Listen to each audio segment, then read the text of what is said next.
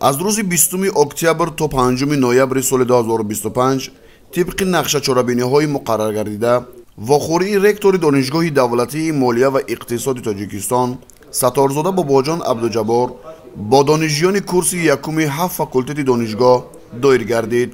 در این ملاقات‌های سودمند رکتور دانشگاه پیرامون مسائل مهم حیات دانشجویان از قبیل رعایت آداب و اخلاق، احترام استادان، درس از خودکنی، دوستی و رفاقت بین همدیگری، سری وقت حاضر شدن به درس‌ها، خلل نرسانیدن به رفت مشغولیت‌ها، اعضا شدن به کتابخانه علمی دانشگاه و کتابخانه ملی، اشتراک در آزمون و المپیاده‌های سطح جمهوری و بین المللی، استفاده ثمرناک با مورد تلفن‌های موبیلی، تلاش برای گرفتن استیپندی پرزیدنتی، استیپندی رئیس شهر دوشنبه، استیپندی شورای عالمان، استیپندی رکتور دانشگاه، اینچنین رعایت آداب و فرهنگ شهرنشینی صحبت نمود.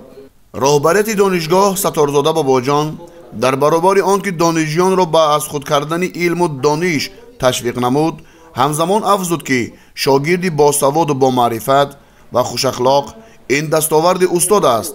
بنابراین دانشجوی فعال آن است که همه دانش و علم ارائه کرده استاد را از خود میکند و آنگاه او میتواند دانش قوی از بر کرده خود را همچون محصولات بهترین به بازار مهنت پیشنهاد نموده با آن خریدار پیدا کند. ضمن برآمد باباجان ستارزاده ابراز نمود که دانشجویی نام پر افتخار بوده. پدر و مادر نیز افتخار از آن می نماید که فرزندانشان صاحب نام و پرشرف دانشجویی گردیده است. آنها امید دارند که اکنون نسل امیدشان میخوانند و در آینده شخصی با آبرومند میشوند. در واقع نباید فراموش کرد که شخصیت شما در دوره تحصیل معین کرده می شود. در این سالها می توانید مهارت و استعداد داشته خود را صیقل دهید. در نتیجه توانسته باشد که در آینده به بازار مهنت راه یابید. راهبریت دانشگاه قید نمود که فراموش نکنید که پس از ختم دانشگاه شما را همچون متخصص به کار قبول میکنند و ارزش کادری شما را بها داده احترام میگذارند. از این رو برای شخصیت ارزنده و آبرومند جامعه گردیدن باید پیوسته آموخت و بهر پیشرفت علم و دانش کوشش به خرج داد.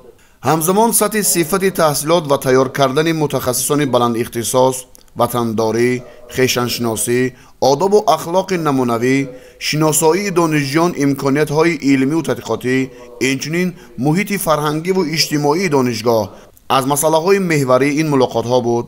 رکتور دانشگاه در خصوص بیشتر گردیدن طلبات به متخصصان بالایقت در جامعه سخن رانده دانشجویان را با علم آموزی، دانستن یک چند زبان خارجی و دیگر دانش‌های زمانوی دعوت نمود.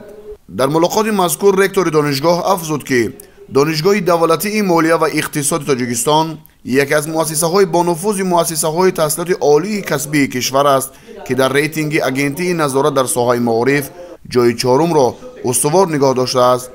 در دانشگاه کتابخانه علمی، لابراتوارهای فنی معاصر، صنفخانه‌های کامپیوتری و مرکزهای آموزشی زبان فعالیت دارند. خلاص برای دانش اندازی، تکمیل ملکه‌های کسبی و رشد و تشکل شخصیت طالب علمان شرایط مساعد فراهم آورده شده است. پس از سخنرانی باباجان ستارزاده دانشجویان سال اول برآمد نموده از حکومت مملکت و ریاست دانشگاه برای مهیا نمودن شرایط خوبی تحصیل و استقامت در خوابگاه اظهار سپاس کردند و در نوبت خود وعده دادند که با بهای خوب و اعلی، اخلاق نمونوی و دستاوردهای نظررس دانشگاه را ختم نموده عنعنه ختم کردگان پیشینه یعنی صاحب اعتبار و صاحب احترام بودن را ادامه خواهند داد و آبرو و نفوذ دانشگاه را باز هم بالا می‌بردارند.